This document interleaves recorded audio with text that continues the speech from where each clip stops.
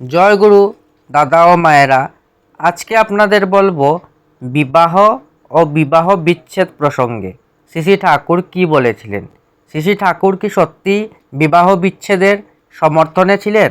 তাই আজকে আপনারা এই ভিডিওটি সম্পূর্ণ দেখেন, তাহলে জানতে পারবেন শ্রী ঠাকুর কি বলেছিলেন। নবাগত জৈনক দাদা বিবাহ বিচ্ছেদ সম্বন্ধে কথা তুললেন। শ্রী ঠাকুর, বিবাহটা ছিল আমাদের একটা পবিত্র সংস্কার, যেখানে স্ত্রী ছিল গৃহের সর্বময়ী কর্ত্রী। বিবাহ বিচ্ছেদে স্বামী স্ত্রী কারো ভালো হয় না। আজ একজনকে পছন্দ হলো না, তাকে ছাড়লাম, হয়তো একটা সন্তান আছে, আর একজনের কাছে গেলাম, তখন এইসব সন্তানগুলির না থাকবে মা, না থাকবে বাবা। নবাগত দাদা, মেয়েদের বেঁধে রাখা তো চলে না। শ্রী শ্রী ঠাকুর, বেঁধে রাখা কি?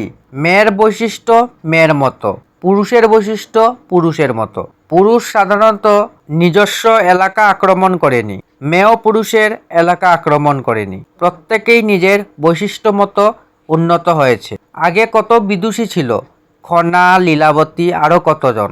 আজ কোন কোন ক্ষেত্রে প্রবৃত্তিকে উত্তেজিত করে বিবাহ বিচ্ছেদের কথা বলছে। কারো স্বামীর অর্থ কম, রূপ কম, তাকে হয়তো বলছে তুমি এর কাছে পড়ে আছো কেন?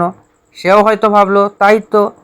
আগে মেয়েদের ধারণা ছিল আমার স্বামী আমার স্বামী, সে গরিবই হোক, ধনী হোক, বদমেজাজই হোক, ঠান্ডা প্রকৃতিরই হোক, সে আমার সত্তা, তার পরিপালন পরিপূরণ পরীক্ষণই আমার ধর্ম। স্ত্রীর ধৈর্য, স্ত্রীর সহ্য ধৈর্য ভালোবাসার গুণে কত দুশ্চরিত্র স্বামীও শুধরে গেছে। স্বামীর অত্যাচার কেউই সমর্থন করে না, কিন্তু ওইসব স্ত্রীর গুণের কি তুলনা হয়?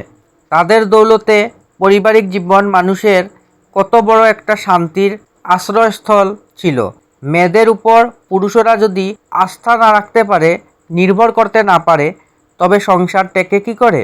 আপনি নিজের উপর ফেলে দেখেন। আপনি যদি বাড়ি যেয়ে দেখেন আপনার স্ত্রী মিসেস দা হয়ে বেরিয়ে গেছে, কেমন লাগবে? অবশ্য পুরুষকেও তার দায়িত্ব ও কর্তব্য পালন করতে হবে। সামঞ্জস্য যাতে হয় তাই করণীয়। এইটি আলোচনা প্রসঙ্গে খণ্ড 16 পৃষ্ঠা 7 থেকে 8 পর্যন্ত থেকে সংগ্রহ করা হয়েছে। জয় গুরু।